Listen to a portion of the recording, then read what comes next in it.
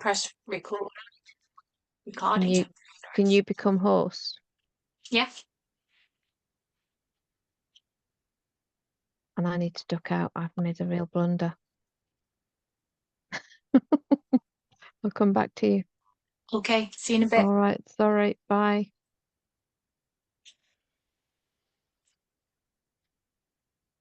Well, Tony, you've got 3 of us. So, welcome to tonight's webinar. We've got Tony Benford. He's one of our male dental nurses that volunteers with SBDN, and he's going to talk you through complaints today. Take it away. Thanks, Nicola. Should I start now, or do you want to wait for anyone else to come in, or shall we just crack on? It's up to you. It's just past 7. I can keep an eye on the door. Okay. Well, so let's make a start. Good evening, everyone, and thanks for joining us on tonight's webinar. As Nicola said, it's complaints handling. Tonight probably won't be anything that's not already second nature to you, but it never hurts to refresh. So I'm going to try and share my screen. Okay.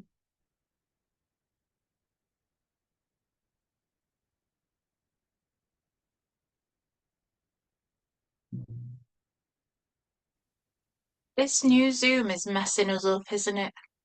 It really is.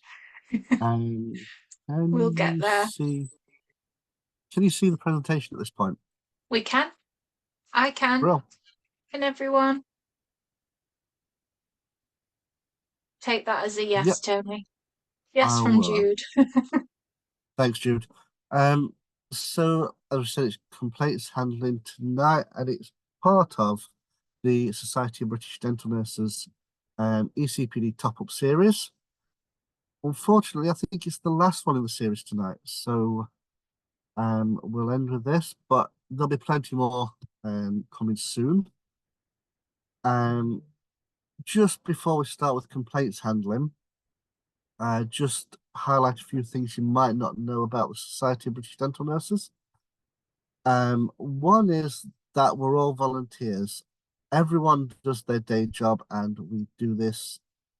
We enjoy doing this, and it's out of hours for us. All our members are dental nurses, working members, so we can identify with how dental nurses feel in the day-to-day life. Third point, we work closely with the stakeholders, which is the GDC and House of Commons. It's the only way to ensure that dental nurses' voices are heard. And the last fact that I'd like to highlight is our indemnity. Amazing package. It doesn't cost any more for extended duties, and for the last 3 years, it's not actually gone up. It's still £48.80 for the year. Cracking value, I think. So if we move on to the complaints handling side, our learning outcomes tonight, we're going to learn to recognize complaints. I know that sounds so easy. When people are slamming doors, you know they're unhappy. But if we can highlight potential complaints, we can nip them in the bud, hopefully before they even develop. We're going to understand a little bit of why complaints happen, and understand the procedure for resolving a complaint. Obviously, each complaint's different, but if we understand the basics, then hopefully it should be easy for us all. And we're going to have a little look at how we can reduce the risk of complaints. For the GDC compliance side of things, this webinar meets objectives A, B, and D. Anyone that wants CPD certificates, brilliant. On the SBDN website, there is a feedback form. If you get that over to us, send it to admin, we're more than happy to issue a certificate. Any members of the SBDN get the CPD for free. Any non-members, there is a small charge, but it's worth it to obtain the CPD. But our membership starts at just £10, so it might be worth looking into membership. So we've got this guy, his name's Jack Ma, is a Chinese businessman. And I popped this quote in because I think it shows the positive side of complaints rather than focusing on the negatives. It says opportunities are where the complaints are. And of course, no one's happy to see a complaint come in.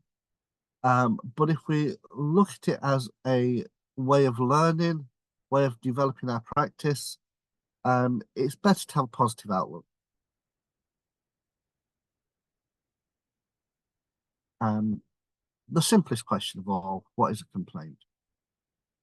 Dictionary.com says a complaint is an expression of discontent, regret, pain, censure, resentment, or grief. In my experience, in general, patients complain when the service or part of the service fails to meet their expectations. And that's a massive point of trying to avoid a complaint, is managing that patient expectation. But we'll go into that a little bit later on.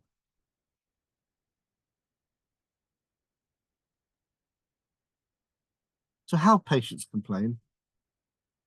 This is one of the most popular ones is verbally. They'll come to the reception and they'll say, "I'm not happy." And although that can be quite intimidating sometimes to have a patient just face to face with you saying they're unhappy, it's often a chance to explain, to nip the complaint in the bud, it gives you the opportunity to deal with it there and then. The next form is a written complaint. And as a practice manager and such, I'm sure, I really hate to see these letters come in. You know them straight off. They usually say FAO, the practice manager on them, or it's an email with that in the subject line. But it doesn't necessarily mean that it's a big complaint or a serious complaint. It might just mean that the patient's not happy about the confrontational side of the verbal complaint. Next up, we have an implied complaint. This where the patient doesn't say anything and doesn't complain in writing. But if a patient's unhappy, there's a good chance you've lost that patient. And you can tell they're unhappy because, they're not responding in a positive way, or they slam the door on the way out. And it implied can be just as bad as the other two. And then last on my list is bad reviews. Now, this is not a complaint directly, but can have a negative impact on the business. There's things out there, Google reviews, Facebook. It's so easy now for patients to express their dissatisfaction. And it's better to make sure we deal with that rather than just ignore it and think, "Oh, this patient's not happy, move on." If we deal with it in the right way, that patient's going to come back, they're going to have a positive experience, and they're going to tell all the family and friends. There's a phrase that if a patient's happy, they'll tell one person. If a patient's unhappy, they'll tell 10. And it's better to just deal with any kind of issue rather than let it develop. So that's how people complain. Let's look at why. So the obvious one is clinical. Has something gone wrong with the treatment? Has the treatment failed in some way? And has the patients come in for a cosmetic treatment and left not looking quite like they thought they would? Is that expectation not been met? Next one is administrative. Have we cancelled the patient too many times, or has the patient not got the cancellation email or voicemail and they've turned up for their appointment only to find that the dentist's not well? I'm sure you can understand that'd be frustrating. And that could be an administrative complaint. Then we've got property. Another common one that I found is things like parking. Is there a car park nearby? Are patients struggling to park and walk? Or is it middle of winter and there's no heating on? That's a property complaint. A safety concern. So has a patient come in and tripped over the welcome mat? As the patient sat at the desk, and from the angle that they're at, they can see that there might be a wire hanging down. That's another reason to complain. And I'm sure there's many, many more reasons. I'm sure you've all experienced them yourselves. So what did the GDC say about complaints? So Principle 5 of the GDC Standards booklet, which is available on the GDC website, states we must have a clear and effective complaints procedure. 5.1, you must make sure that there is an effective complaints procedure readily available for patients to use and follow that procedure at all times. 5.2, you must respect a patient's right to complain. And 5.3, you must give patients who complain prompt and constructive response. It's basically we need to treat patients the way we'd like to be treated ourselves. And if we're not happy, we complain, and we wouldn't want it to affect our future care. And this patient that is unhappy deserves the same respect.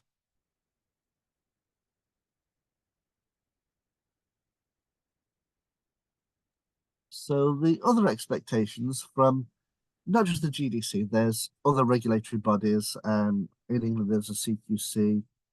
I know Wales, Scotland, they have their own regulatory bodies. But there's an expectation that the practice or clinic has a written complaints procedure. That should be available to everybody. It should be available in the waiting room or on the website, anywhere patients can have access to it. All staff members that's not qualified or registered, even those that's not qualified and registered, they're required to have complaints handling training. That is, I know on a recent CQC inspection, that is one thing they looked at for us. And it does make sense because often the personal reception are non-clinical, and reception's a place where people complain quite regularly. I'm sure we've all seen it, that the patient comes to reception and complains, and then the dentist comes and calls them in, and they're quite happy, but they just want to voice their concerns at reception. And that's fine. That's the patient. And there's an expectation that the patient must not be judged on the fact they made a complaint or raised concerns. It speaks for itself. Let's have a quick look at a few statistics. So this is taken from NHS England's website. Practices in England alone, had 16,087 complaints, according to their surveys. Total of those resolved is a little bit under because it might have taken longer than the year to resolve that complaint. 6,000 of those was actually upheld. And if we look back over previous years, you see that's actually risen quite dramatically. It's doubled, almost doubled since 2021. I didn't go any further back because the previous one was COVID and we wasn't really able to complain about. But you can see how it's risen over the past 2-3 years. But it's not all bad, because if we compare it to GP practices, they was almost 6.5 times more complaints in the year than dentistry.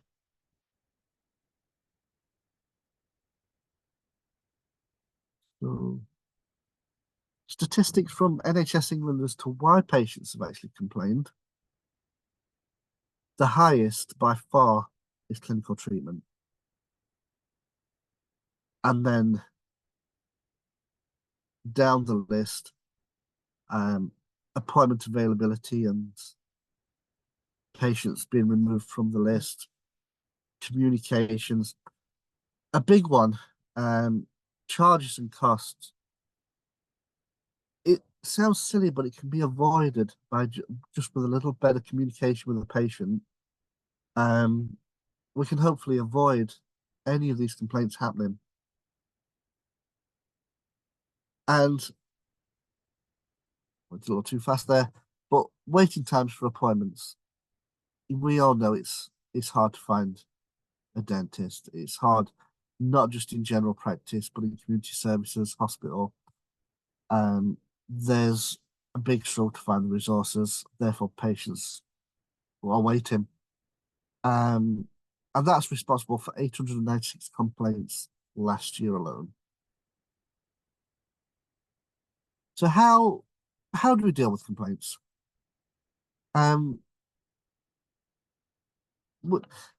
If a complaint comes in verbally,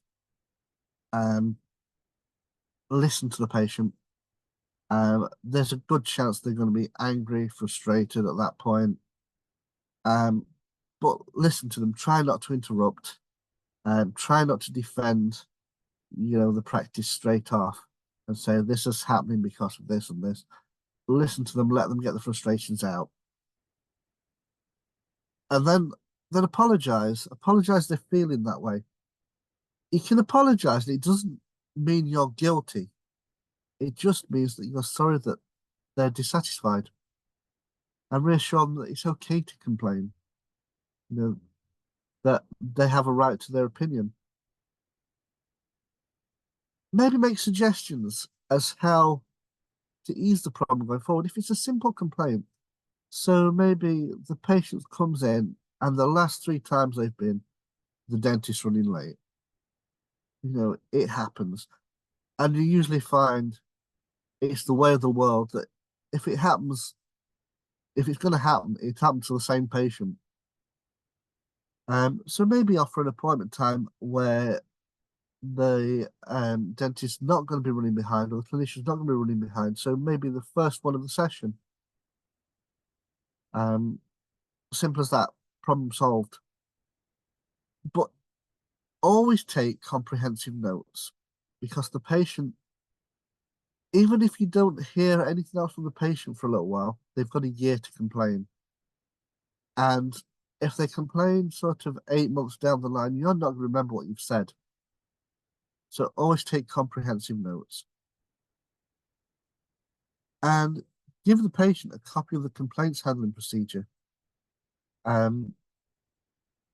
It puts the power back in the patient's hand, so they have a right to take it further if they wish. And for yourself, it's not going to cause any further problems. So let them have the complaints handling procedure, and then they know how to go forward, how to complain if they're not satisfied.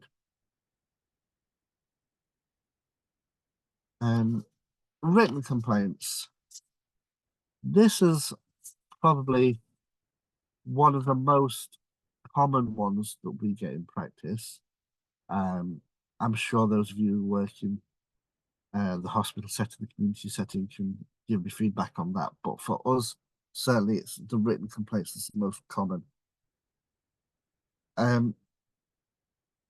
With a written complaint, like I said with a verbal complaint, it's all important to understand exactly why the patient is unhappy. So when the complaint comes in, read it again if need be, and fully understand why they're unhappy. Often it's not obvious because patients, when they're frustrated, they can write and maybe highlight what seems like the big issue isn't actually the big issue. If you break down the complaint into bullet points, then when you're writing a response, it'll make it easier for yourself to answer the questions and make sure you've ticked all the boxes for the patient's complaint. Work out if the complaint's the administrative side or clinical side, or is it both? If it's the administrative side, then you can have a look into what's gone wrong. You can investigate, you can maybe speak to the team members involved, and you can do a proper investigation. If it's clinical, pass it on to the clinician. The clinician may want to get their indemnity involved. I would say it's a good idea for most complaints, because moving forward, if the clinician acts on their own back, and it gets taken much further, then the indemnity's not only got to catch up, but they might say, I wouldn't have handled things that way. So that's what the indemnity's for. They're there for advice. So take the advice and always follow your complaints handling policy. Majority of the times they're written in such a way they give you a step-by-step guide of how to deal with a complaint. Excuse me. So once the letters come in, it's expected of us that we give the patient a response within 3 working days. That doesn't mean we have to give an answer in 3 working days, but we have to acknowledge that we've received it. So that could be just a simple holding letter or email. Dear patient, thank you for your email. I'm sorry we've not met your expectations at this time. Please give me time to look into it, and I will contact you within the next 10 days. It's good to give a time frame of when when the patient should hear from you again, because it saves them waiting, sitting there thinking how long is it going to be. And one thing that can add fuel to a fire is if patients don't know what's going on. If they're sitting there, they're just winding themselves up, getting frustrated. When you send the holding letter within 3 working days, add your practices complaints procedure in there as well. Just say so they know the way you're going to handle it and what you have to follow. And also on the complaints procedure, it'll say where to go next if they're not happy with your response, which is a requirement from the regulatory bodies. If I say it's usually 10 working days that you're going to have an answer for the patient, it may take a lot longer. The clinician may be on holiday or for whatever reason, but be honest with the patient, be transparent, let them know. Like I said earlier, if it's an administrative, conduct your internal investigation, but make sure you keep your notes. If you're speaking to a member of staff about it, record the notes. Any other person you spoke to or any other feedback research you've done, please keep the notes, because not only will it help if it does become a complaint going forward, also during regulatory body inspections, NHS England or the CQC, they'll want to see how you've dealt with the complaint, not just that it's over. Mentioned about the clinician contact indemnity, and always keep the patient informed. Once you've conducted your investigation and all the information is available, respond to your patient. You can start drafting it. The indemnity often drafts the response for you, but if it's an administrative one, there's people you can go and take advice from, maybe the BDA or the practices indemnity. But if you're drafting your response yourself, have all the information to hand, go through the bullet points, make sure you've answered each individual bullet point, and make it easy for the patient to understand. If the patient's complaining about having periodontal disease before no one's told them, and you start going into, well, you had BP scores of this, the patient's not going to understand. It's expected they're not going to understand. So if it's easy for them to read, then there's less chance of it going forward. And apologize to the patient. Like I said before, it's not admitting that you're guilty or that you've done something wrong. But obviously that patient feels that you've not met their expectations. And if you apologize for that, that's fine. Consider a gesture of goodwill. If the patient, if I give you an example of a patient saying, I've had a checkup just now, I've paid my 26.80 and they didn't check my gums. I don't feel like I was in there 5 minutes. Consider maybe a gesture of goodwill. Give them their money back, apologize. And that way, I know it sounds extreme giving the money back, but if that patient's going to take it all the way to, the NHS, to the GDC, and then you've got to prove that you did the full examination, is it worth the £26.80 or whatever the price of the checkup was?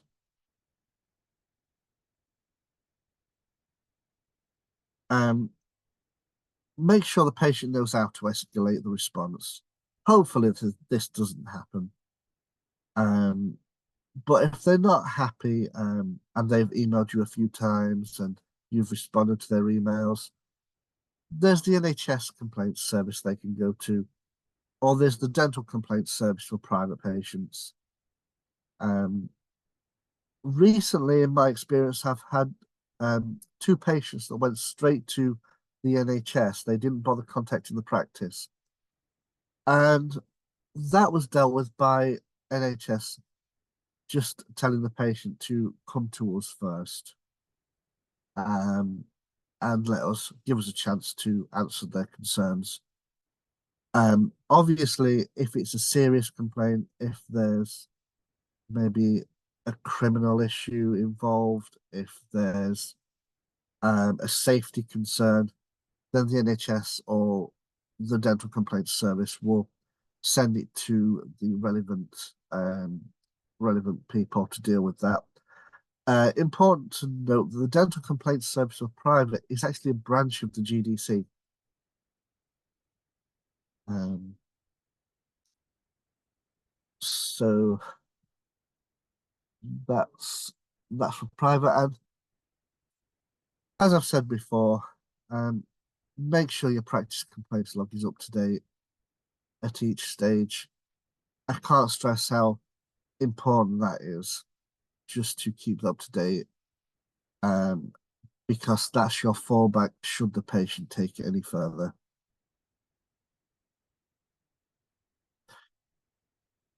So you've got your bad reviews. It's popped up on uh, Google reviews, for example. The patient gives you 1 star. Um, had a checkup, very quick, no parking. Um, we've all seen these reviews. Um, you can choose to ignore them. There's no requirement to respond to them, but often it's if you respond to them and thank the patient for the feedback, um, maybe ask them to make contact with the practice so we can look into where it went wrong. Give the other patients can that's reading the reviews can see that you've contacted them, and that you actually do care. It's not that you're ignoring them. You actually do care. And the thing with the power of Facebook, um, as amazing as it is to remind you of birthdays and such, if you if a patient posts a bad review on Facebook, it's out there for the world to see. Um, and it's not just the local area, or it can be anything. Their family in Australia know that Mr. Smith's not happy with his crown. Um, so if you deal with it the right way, the patient could actually become a good, valuable patient that's going to come back for many years. One last thing about the Google reviews is that we can't actually take them down. We can appeal against them, but the patient has a right to their opinion. So once it's out there, it's out there.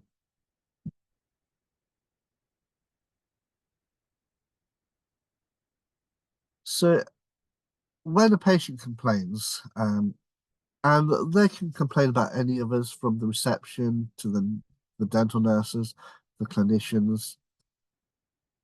It's not nice, you know. It's normal to feel kind of hurt, emotional, angry, sad. Um,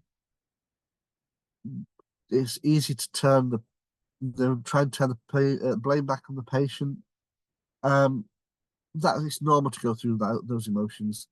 So if a colleague's got a complaint, maybe check in with them just to see if they're okay. It's not a nice thing, especially the first one. First cut is the deepest and all that. But at some point, is everyone's going to receive a complaint. Where not everyone's cup of tea. Um, we can try our best. I read a statistic while I was doing research for this webinar that said that 50% of patients, or over 50%, know they're going to complain before they come in. And that might be just because they're having a bad day. Um, Everything's going wrong. They get to the practice, and then they sit there to be told, "Oh, the dentist are 20 minutes behind," and that just tips them over the edge. Um, Scary thought. How can we stop complaints? Well, we can't stop complaints, really. We can take steps to reduce complaints, but we can't stop the complaint. The patient has the right to their own opinion, and as do we. We go into other services, to the optician, to the GP. It's the same for us. But what can we do to reduce the complaints? Maybe consider the patient journey. Have you ever taken 5 minutes when it's quiet? Go and sit in reception. Go sit where the patients sit. Hear what they can see. Hear what they can hear. See what they can see. Maybe that quiet chat behind reception, what we did at the weekend, the patient might be able to hear all of it. So it's important to know that. Also, if a patient's having a like a large treatment plan, consider how we can make it more efficient for them. Is there a way we can reduce the appointments? So instead of coming the practice 5 times, can we do 2 things at once? Can they see the dentist and the therapist at the same time? Again, I know it sounds silly, but selecting the correct team members. Being on reception is a really tough job. And sometimes it's a thankless job. Other times it's an amazing job. But if you're the kind of person that's, if a patient raises a slight concern and then you start the argument back, it's it's just gonna escalate.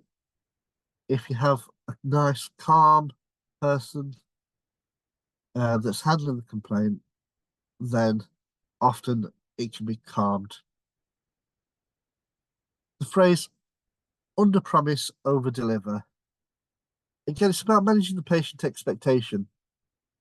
If you're doing an example, a whitening case, and you say to the patient, do you know what, you're going to be B1, no problem, and it doesn't quite get to that level, the patient's going to be annoyed because you've promised that. If you turn it around and say, you know what, we could go a couple of shades whiter, I'm not sure if we're going to reach B1, but you'll definitely go a few shades whiter.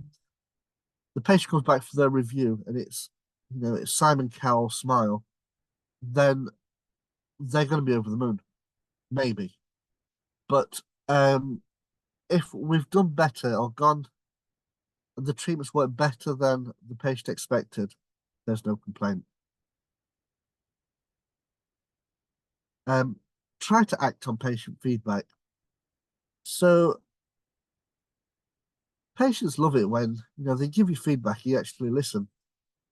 So a little thing like, patient goes to the toilet, comes out, says, we could do the hook on the back of the toilet door. Pop on there. They come in the next time, they see a hook on the toilet door, they're like, oh wow, they actually listened to me. Maybe even pop a poster up in reception. You said we delivered. It sounds like such a little thing, but patients love to know that their opinion counts. The little things matter. Like if a patient's running behind, let them know. If a patient's sitting there thinking, my appointment was half an hour ago, when am I going in? They might get annoyed, stressed. If you go to them and say, I'm so sorry, you're the next one in, but the clinician's running behind, then the patient has that choice. They can stay, they can rebook, and it twists it around, provide that extra little bit of customer service. Again, what I said about selecting the correct team members, if someone's happy, try and calm the situation. Don't try and fight back. Don't say, we'll find somewhere else then. That's not going to lead to any good at all. Just try and calm the situation down. And I know it can be hard when people's really frustrated, but it can be done. Just quietly spoken, be polite, and it can turn that patient experience around. If something goes wrong clinically, the practice should have a duty of candor policy. Follow that. Um, for to sum up the duty of candor, it's about how being honest. If something's gone wrong, be honest about it and come up with a plan. Explain to the patient how you're going to do it right, how you're going to make it right. Don't rush with patients. Make sure patients have the time to consider all the information that you're giving them. Give them the time to answer any questions. There's nothing impressive about seeing 10 patients in an hour, but if you see 2 patients and do it well, that is good. That's good dentistry. That's good patient care. And that's what I'd expect for myself sat in the chair. And last on my list is make sure patients understand costs. Easy with the NHS charges because there's bans, but if it's private, the patient might not understand how things add up. Make sure there's a written treatment plan that includes costs. Take that surprise out of it, not so the patient doesn't come back, have their treatment, and then say, "Crikey, how much?" Make sure they understand first. Sounds like a really simple thing, but all those things really do lessen the chances of complaints. After complaints been dealt with, discuss it at staff meetings. Try to learn from it. Even if there was nothing wrong, how can we prevent that complaint coming in again? Is there a way we can say things different? Is there something we can do? Something we can display on the wall? Just so you don't have to deal with the same complaint from different patients. And again, it'll just make your practice run a lot smoother. It'll make your life a lot easier, and the practice and yourself will continue to grow. And that's all I've got to say. I should have talked a little slower because it's only 7:45. But has anyone got any easy questions or questions in general?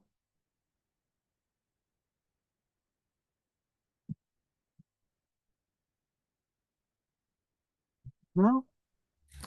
Hiya, Tony, first of all, I think you're a Thank you. great speaker. Well done. Hiya, you okay? That I'm was fine, thank you. so well delivered, really nice and calm and chilled. I just thought it was brilliant. Thank you so much. Yeah, a couple of things I want to pick up on. Parking for us is always the biggest complaint. You mentioned parking, didn't you? Something so simple, isn't it? But something that so many people or patients tend to kind of highlight in the unit that I work in. And the fact that, yeah, reception do tend to get the brunt of things, don't they? Bless them. I know as Yeah. lead, I tend to go down to support them because I do sometimes think that they kind of get the raw deal. Yeah, just a couple of things that I wanted to pick on. But no, that was a lovely presentation. Thank you so much. No, thank you. I really appreciate that. Thank you. Thank you. Definitely, I agree, Jude. That was really well done, Tony.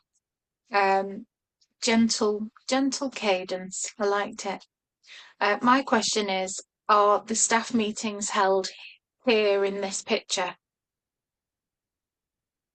that you've got on the screen?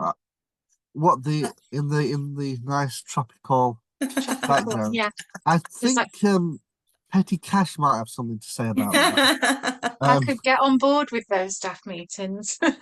Absolutely. I think it's just missing a nice cool drink. Yeah, But little bar um, out of shop. yes, I definitely vote that it should be held there. I Yeah, think, I'm in favor. I mean, it's horrible. Nobody wants to deal with complaints, do they? It's horrible when you've got somebody that is irate in front of you. But I think you made loads of really good suggestions there, you know, keeping calm, keeping your voice at an even kind of, you know, gentle And that's gentle hard. tone. That's It so is hard. hard. It is hard because you get worked up yourself, don't you? You feel your adrenaline going because of the situation, even though you're trying to stay calm. So yeah, Yeah. it's takes Sometimes when practice. patients complain, sorry, sometimes Go- patients complain, sometimes it feels like they're aiming it directly at you. Yeah, So yeah, it's natural to get defensive. You've said this, you've said that. Well, actually, let's take a step back, you know. yeah, yeah, But it is Yeah. very, very hard. Yeah, something I've learned to do is respond as opposed to react. Almost kind of remove emotion from it, and like you say, just kind of take a look at the whole picture, isn't it? And then just yeah, respond from there. Yeah. yeah, And definitely. like I said about the written complaints, read it through for the first time. Don't get a coffee and then read it again for a second time. Yeah. Because the first time you'll think, what's going on here? And it won't process. So it's important to read it second time just so you can pick up on the actual bullet points of it. Yeah, yeah, Yeah. good idea. But yeah, right. Well, thank you very much. Oh, Raluca says, thank you so much. So informative. Really appreciate it. I'd never had any complaints experience, but it is good to have all this information to know how to deal with one. Thank you. Well, fingers crossed there for you, Raluca, that you don't have to deal with a complaint ever. It's a bit Yeah, like a medical emergency, isn't it? yeah. Yeah. Please, Raluca, try and avoid them if possible. Yeah. But um, Yeah. but if Stay they in the do come surgery. in, please just stay calm. Stay confident in yourself. Yeah. Um, you're Yeah, doing thank you. what you sorry, but you do what you do to the best of your ability. Have confidence in yourself, and I'm sure you'll avoid Oh, those thank you. complaints. That is really good, very good. Thank you so much. You're welcome. Take care, Raluca. Thank you. Okay, so if you put your GDC in the chat, I actually think I know everybody here's GDC number just because we are usual suspects, aren't we? Julie says, well done, Tony. Thank you for an informative webinar. Oh, thanks, Julie. That's great. Okay, then. So feedback forms can be found on our website under events. If you struggle to find it, if you email admin and they'll send you one out. But otherwise, have a lovely evening, everyone. You too. Thank you so much. See Take you care. soon. Nice to see you, Thanks a Jude. lot. Bye. Bye. Bye, Bye. Nicola. Bye, Raluca. Bye, Julie. Bye, guys. See ya. Bye. Bye. Bye-bye. Take care. You smashed it. Told you you would. Bloody hell. That was tough. I'm You still get about recording. halfway through, don't you, and think, my voice is still, it's like a drone. That's what Yeah. I felt like. Oh God, I'm still talking. And and then I started to speed up. I didn't realize, but I was talking fast enough, and the word wouldn't stop. Honestly, Oh, did not notice. Honestly, hold my hands up. Honestly, did not notice. I think oh, I I think think it's that's done now. one thing, isn't it? Is that you're internalizing everything and everyone else is just Yeah, listening, you know. and I've got pages. I don't know if you can see. I've got Yeah. 14 pages of script I made, and you know what? I didn't look at it once because it just all started babbling. Yeah. Um, About halfway through mine, I lost which page I was on my this is my screen. You probably can't see it now because of the background. But I was like, I don't even know what page I'm on now. Just had to wing oh, it. yeah, that's pretty much what I did. But I'm glad you Um, got some positive feedback, and you I did, hope it lovely, was. yeah. Go and I get a hope it beer. wasn't just being nice, but No, it was honestly, Tony, it was good. thank you. Breathe now. Do Go and get a appreciate it. beer. You know what? I'm so gonna get that cold beer. Yeah, do I'm, it. I'm, s- I'm still at the co-op car park. I've not left work yet. Oh, So bless you. Do you know what? I wondered whether you were in car park somewhere. yeah, I'm just at the co-op car park. But what's brilliant is the van this battered old van has got a little place on the passenger side which looks like a desk. I'll send you a picture of it. And it's, yeah. But anyway, I suppose better go and let you enjoy your evening. Are you going to you're going tomorrow, aren't you? I'll Yes, see yeah, you yeah. tomorrow. Yeah, Lisa's Perfect. put out actually what's everyone doing for food? So what time are you getting there? I'm getting there about 4-ish. Yeah, I probably won't get there till about 6:30, 7, just because of work and children and all the rest of it. But No, it's cool I because won't, I I won't quite like beat to it. get there, get in the hotel, get Yeah, ready, spread out. yeah, yeah, yeah. I'm just looking Um, what you've sent me. Oh, that's Brill. Work in progress. I love it. Office in the van. yeah, van Right. office. Right, I better Go and go. enjoy And your evening. thanks for Well this. I done. appreciate it. Take care. Cheers. Bye. Bye. Bye.